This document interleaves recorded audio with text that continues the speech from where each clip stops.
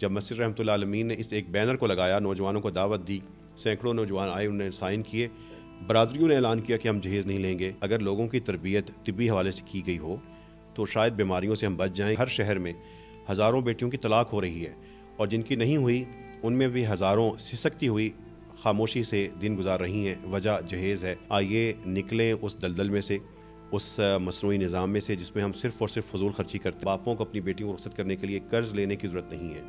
مسجد رحمتہ اللہ عالمین بغیر خرچ کیے ہوئے ان کو فی خاندان فی شادی پہ 3 سے 4 لاکھ روپے کا ریلیف کا باعث بن چکی ہے۔ اگر کوئی بیمار ہے اور وہ علاج نہیں افورڈ کر رہا، اس کے ٹیسٹ اتنے مہنگے ہیں کہ وہ کروا نہیں پا رہا، تو کیا اس کا علاج بھی مسجد کے پاس موجود ہے؟ السلام علیکم ناظرین، حلیج ڈیجیٹل کے ساتھ میں ہوں رمشا جمیل۔ آج میں اسلام آباد کی ایک ایسی مسجد میں موجود ہوں جہاں پہ سوشل میڈیا پہ بھی بہت سی اس حوالے سے ویڈیوز دیکھی ہیں کہ وہاں پہ بہت سے سیگمنٹس کروائے جاتے ہیں، وہاں پہ شادیاں کروائی جاتی ہیں، وہاں پہ بہت سے مسائل حل کیے جاتے ہیں۔ اس بارے میں کتنی حقیقت، آج میں خود اس مسجد میں موجود اور ہمارے ساتھ اس مسجد کے آنر بھی موجود ہیں، وہ ہمیں بتائیں گے کہ یہ مسائل کا حل کیسے ہوتا ہے اور کیا واقعتاً وہاں پہ یہ کام ہو رہے ہیں یا نہیں۔ السلام علیکم سر، کیسے ہیں آپ؟ وعلیکم السلام تو اللہ۔ سر، آپ بہت سے سوشل میڈیا پہ چرچے سنے ہیں کہ آپ کی جو مسجد ہے یہاں پہ شادیاں کروائی جاتی ہیں، یہاں اور سے بہت سے مسائل حل کروائے جاتے ہیں۔ آپ مجھے بتائیں کہ اگر میں بھوکی ہوں، مجھے کہیں کھانا نہیں مل رہا، تو اس حوالے سے مسجد کے پاس کیا حل ہے؟ مسجد کے پاس اللہ کی توفیق سے ہر تکلیف کا حل ہے۔ اگر کوئی شخص بھوک کا شکار ہے، یہاں پہ مسجد رحمتہ اللہ عالمین کے سامنے مسجد دسترخوان لگتا ہے، آئے یہاں سے کھانا کھا لیں، اور اگر دسترخوان کے بعد آیا ہے تو مسجد کے دروازے پہ فریج موجود ہے، وہاں سے کھانا حاصل کرے اور اپنی بھوک کو مٹا لے۔ یہ حل ہے ہر اس شخص کے لیے جو بھوک کا شکار ہے۔ میں اپنے اگر محلے کی مسجدوں کی بات کروں، وہ مسجدیں تو ایسی ہوتی ہیں کہ اگر نماز کے بعد کہیں جانا پڑ جائے وہ ہمیں بند ملتی ہیں، تو کیا واقعی یہ مسجد 24 گھنٹے کھلی ہوئی ہوتی ہے یا آپ صرف باتیں میں کہہ رہے ہیں؟ آپ کسی بھی وقت یہاں پہ آ کے دیکھ لیں، مسجد رحمتہ اللہ عالمین صبح و فجر کی نماز سے رات تک کھلی ہوتی ہے۔ رات کے جو 3-4 گھنٹے ہوتے ہیں اس وقت یہ مسجد بند ہوتی ہے، لیکن یہ باقی مساجد کی طرح اس میں مسلسل تالا نہیں ہوتا، بلکہ یہ مسلسل کام چل رہا ہوتا ہے۔ اگر کوئی بیمار ہے اور وہ علاج نہیں افورڈ کر رہا، اس کے ٹیسٹ اتنے مہنگے ہیں کہ وہ کروا نہیں پا رہا، تو کیا اس کا علاج بھی مسجد کے پاس موجود ہے؟ اللہ تعالیٰ کی توفیق سے اگر کوئی شخص بیمار ہے، اس کے پاس چیک اپ کے پیسے نہیں ہیں یا وہ ڈاکٹر تک نہیں پہنچ سکتا، مسجد رحمتہ اللہ عالمین میں آ جائے۔ یہاں پہ دروازے کے ساتھ ہی مسجد کلینک موجود ہے، ڈاکٹرز موجود ہیں، اپنا چیک اپ فری کروا لے، مفت کروا لے۔ اور اگر اس کے پاس دوائی کے بھی پیسے نہیں ہیں تو یہیں پر مسجد فارمیسی موجود ہے، یہاں سے اس کو مفت دوا دے دی جائے گی۔ اگر اس کو ٹیسٹ کی نوبت آ چکی ہے اور اس کے پاس ٹیسٹ کے پیسے نہیں ہیں تو مسجد رحمتہ اللہ عالمین کے 2-3 لیبارٹریز کے ساتھ ایگریمنٹ ہیں، وہاں سے اس کو انتہائی کم نرخ پر، کم قیمت پر یا رعایتی قیمت پر اس کو ٹیسٹ کروا کے دے دیے جاتے ہیں۔ وہ اسپیشل ڈسکاؤنٹ ان لیبز نے مسجد کے لیے دیا ہے، اور اگر وہ قیمت بھی ادا نہیں کر سکتا تو جامع مسجد رحمتہ اللہ عالمین اپنے فنڈ میں سے اس کے ٹیسٹ کی قیمت بھی ادا کر دیتی ہے۔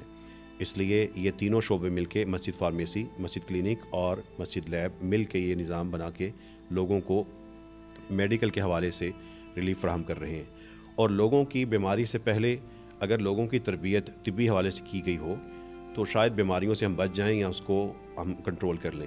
اس کے لیے مسجد میڈیکل فورم موجود ہے جس میں ہمارے ساتھ ڈاکٹرز ہیں، اور وقتاً فوقتاً ہم اپنے نمازیوں اور اہل محلہ کے لیے میڈیکل اور طبی آگاہی کے لیے یہاں پہ سیمینار کرتے رہتے ہیں۔ اچھا سر، مجھے یہ بتائیں کہ ہمارے سامنے بینر موجود ہے اور اس پہ مسجد میرج ہال کا حوالہ ہے، تو یہ مسجد میرج ہال کیا اور مسجد میں میرج ہال ہونا یہ واقعی ایک حیران کن بات ہے؟ رسول اللہ صلی اللہ علیہ وسلم کے دور میں مساجد سے تمام سماجی خدمات اور کام ہوتے تھے۔ حیران کن تو یہ ہے، بلکہ پریشان کن ہے کہ اب ہماری مساجد میں وہ جھلکیاں نہیں ہیں۔ ہماری مساجد میں وہ تمام معاملات طے نہیں ہوتے جو رسول اللہ صلی اللہ علیہ وسلم کے دور میں ان کے موجود ہوتے ہوئے طے ہو جاتے تھے۔ مسجد میرج ہال ایک شاندار سہولت ہے ان لوگوں کے لیے جو خوشحال ہیں، لیکن مارکی اور ہوٹل کے کلچر کی وجہ سے شادیاں گناہ کبیرہ کے ساتھ کرتے ہیں، اسراف کا شکار ہوتے ہیں، فضول خرچی ان کو کرنا پڑتی ہے فیشن کے نام پہ، اور اپنا ایک جھوٹا بھرم رکھنے کے لیے شریعت کو پامال کرتے ہیں۔ ان کے لیے یہ شاندار نظام ہے، یہ خوبصورت کیٹرنگ کا سامان، یہ بوفے، یہ لائٹنگ، یہ سارے کے سارا سٹنگ ارینجمنٹ، یہ پارکنگ، ان کے لیے یہ بہترین سہولت ہے۔ آئیے نکلیں اس دلدل میں سے، اس مصنوعی نظام میں سے جس میں ہم صرف اور صرف فضول خرچی کرتے ہیں، اسراف کرتے ہیں، اور فضول خرچی کرنے والے شیطان کے بھائی ہیں قرآن کی تعبیر میں۔ یہ ان کے لیے اب ایک باقاعدہ تدبیر کر دی گئی ہے۔ یہ میرج ہال اصل میں ان امیر افراد کے لیے، متوسط طبقے کے افراد کے لیے پہلی خوشخبری ہے۔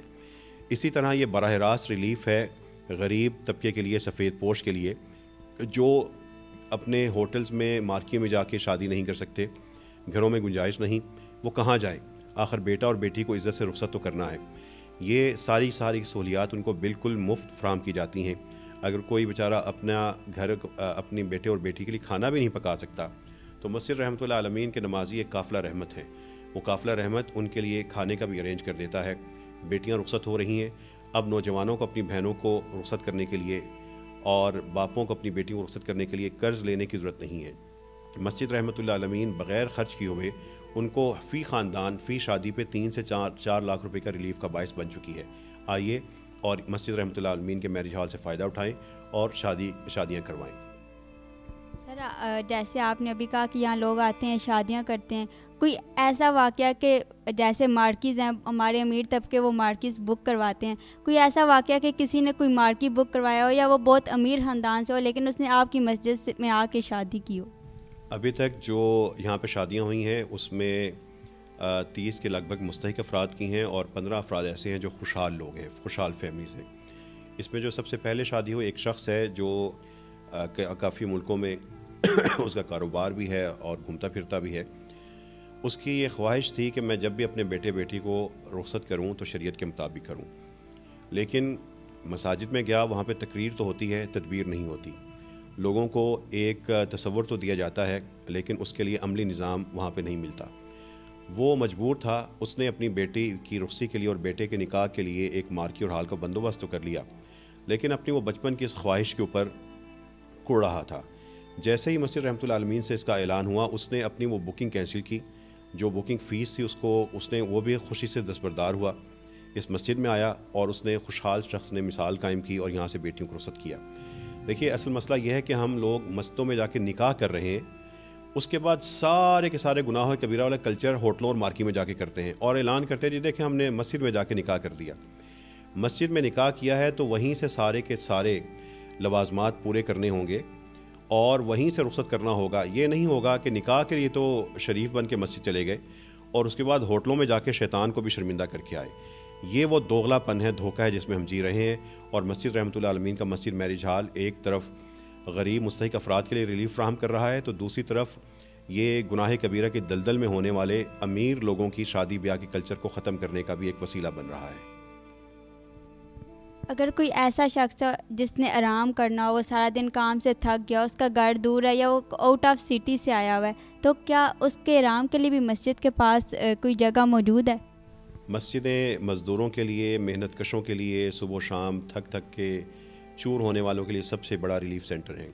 کوئی شخص تھکا ہوا ہے، محنت مزدوری کر کے پریشان نہ ہو، مسجد رحمۃ اللہ عالمین آئے، یہاں پہ مسجد آرام گاہ ہے، اعتکاف کی نیت کرے اور خوب آرام کر لے، کوئی اسے ٹوکے گا نہیں، روکے گا نہیں، ڈانٹے گا نہیں کہ اٹھو نکلو مسجد سے، پنکھا کیوں چلایا ہے۔ یہ ریلیف کا نظام ان ہمارے مستحق افراد کے لیے ہے۔ یہ آئیں، یہاں سے دوائی لیں، یہاں سے کھانا کھائیں، یہاں سے لباس حاصل کریں، یہاں سے اپنے بچوں کے لیے جوتے حاصل کریں، یونیفارم حاصل کریں، یونیفارم بینک ہے، آرام یہاں پہ کریں، قرآن کریم یہاں پہ تعلیم ہے، مزدور مدرسہ لگتا ہے۔ یہ ہے، ہم یوم مئی ایک دن کو نہیں مناتے یوم مزدور، بلکہ ہم مسلسل ہر روز ہمارے لیے ہمارے یہ محنت کش لوگ مہمان خصوصی ہیں۔ اس لیے یہ ہر مسجد کو یہ کام کرنا ہوگا، اپنے دروازے کھولنے ہوں گے اور اپنے دل کو بڑا کرنا ہوگا۔ ابھی آپ نے جو اتنے زیادہ پروجیکٹس گنوائے ہیں ان کے لیے بجٹ بھی بہت چاہیے ہوتا ہے، تو وہ سارا فنڈ کہاں سے آ رہا ہے اور کیا یہاں پہ سہولت موجود ہے کہ کوئی بھی عام شخص آ کے وہ اکاؤنٹ سے آ کے دیکھ سکتا ہے کہ کہاں سے فنڈز آ رہے ہیں اور کہاں وہ لگ رہے ہیں؟ مسجد رحمۃ اللہ عالمین کے ساتھ اللہ تعالیٰ کے خاص بندے خود بخود جڑتے ہیں۔ مسجد رحمۃ اللہ عالمین کو ان کو اپروچ نہیں کرتی، کال نہیں کرتی، ان سے مانگتی نہیں، بلکہ یہ اللہ تعالیٰ کی رحمتیں ان لوگوں کے ذریعے خود بخود تقسیم ہوتی ہیں۔ لوگ خود آن لائن ٹرانسفر کرتے ہیں، مسجد رحمۃ اللہ عالمین آتے ہیں، سامان دیتے ہیں، نقد دیتے ہیں، زکوٰۃ کے صدقات کی تمام چیزیں ان کا ریکارڈ ہوتا ہے اور ریکارڈ ان کا کوئی بھی شخص یہاں پہ مسجد کے دروازے کے ساتھ ہی مین آفس میں آ کے دیکھ سکتا ہے اپنی امانت کہاں پہ خرچ ہوئی۔ یہ اللہ تعالیٰ کا ایک نظام ہے. یہ قافلہ رحمت ہے جس کو بلایا نہیں جاتا بلکہ وہ خود اس مسجد تک پہنچتا ہے, وہ ڈھونڈ کے یہاں پہ آتا ہے, اس میں حصہ دار بن جاتا ہے, گمنام ہو جاتا ہے, لیکن اللہ تعالیٰ اس کے کام کو دوام عطا کر رہے ہیں, ایسی برکت عطا کر رہے ہیں جس کی مثالیں کم ہی ملتی ہیں. یہاں ہمیں ایک بینر دیکھنے کو ملا ہے جس پہ لکھا ہوا ہے جہیز نہیں لوں گا, اور بہت سے وہاں سگنیچر ہوئے ہیں. یہ کون لوگ تھے؟ جہیز نہیں لوں گا, یہ اعلان کرنا ہوگا ہماری امت کے غیرت مند نوجوانوں کو, ہماری امت کے غیرت مند باپوں کو, ہماری امت کے احساس رکھنے والی صحیح شریعت کو سمجھنے والی ماؤں کو, کہ ہم اپنے بیٹوں کی شادیوں کے لیے جہیز نہیں لیں گے. نوجوان اعلان کر دیں کہ ہم اپنی بیوی کے گھر سے ایک سوئی نہیں لیں گے الا یہ کہ وہ خوشی سے اپنا کوئی تحفہ دینا چاہیں. اللہ تعالیٰ کا قرآن تو یہ کہتا ہے کہ آنے والی خاتون کو حق مہر دو. ہم جس کو ہم نے دینا تھا اس کے باپ سے, اس کے بھائیوں سے ہیلے بہانے سے جہیز کے نام سے واردات کرتے ہوئے نکلوا رہے ہیں. یہ ناسور ہماری رسول اللہ صلی اللہ علیہ وسلم کی شریعت نہیں ہے. جہیز مانگنے والا یا تو اللہ تعالیٰ کے رسول صلی اللہ علیہ وسلم کی شریعت سے ناواقف ہے یا وہ لالچی ہے, اور ان دونوں چیزوں کی وجہ سے ہمارے معاشرے میں ہزاروں بیٹیاں ہر شہر میں شادی کے انتظار میں بیٹھی رہ گئی ہیں. ہمارے شہروں میں ہر شہر میں ہزاروں بیٹیوں کی طلاق ہو رہی ہے, اور جن کی نہیں ہوئی ان میں بھی ہزاروں سسکتی ہوئی خاموشی سے دن گزار رہی ہیں. وجہ جہیز ہے. نندے, سسرال والے, ساس, شوہر جینے نہیں دیتے. اگر 10 چیزیں لے کے آئی ہے تو 11ویں کیوں نہیں لے کے آئے. طلاقوں کی شرح کورٹس میں جا کے دیکھ لیں, 50% وجہ جہیز ہے. جہیز رسول اللہ صلی اللہ علیہ وسلم کی شریعت نہیں ہے, یہ کہیں اور سے آئی ہوئی ایک ایسی بیماری ہے جس کو ہمیں معاشرے سے نکالنا ہوگا. جب مسجد رحمۃ اللہ عالمین نے اس ایک بینر کو لگایا, نوجوانوں کو دعوت دی, سینکڑوں نوجوان آئے, انہوں نے سائن کیے, برادریوں نے اعلان کیا کہ ہم جہیز نہیں لیں گے. یہ پہلا پتھر تھا, یہ پہلی شمع تھی جو روشن ہوئی, اور انشاءاللہ تعالیٰ یہ سارے کا سارا اجالا بڑھتا جائے گا اور معاشرہ سنورتا جائے گا. تھینک یو سر, آپ نے اپنا قیمتی وقت دیا. دیکھنے والوں سے بھی میں یہی کہوں گی کہ آپ امیر ہیں یا غریب, آپ اس مسجد میں آ کے ایک دفعہ وزٹ ضرور کریں اور یہاں سے ہی اپنے بچوں کی شادیاں کریں, تاکہ ہمارے معاشرے میں کچھ ایسی جو باتیں ہو رہی ہیں جو افورڈیبل نہیں, اور ہم بہت مہنگائی کا رونا روتے ہیں, شاید وہ بھی کم ہو جائے. اور یہ مسجد کہاں پہ موجود ہے؟ سینٹورس کے اپوزٹ موجود ہے. آپ آئیں, خود یہاں کا وزٹ کریں, اور آپ نے کمنٹس میں لازمی بتانا ہے کہ یہ مسجد آپ کو پسند آئی یا نہیں, اور ہماری ویڈیو آپ کو کیسی لگی لازمی بتائیے گا. شکریہ.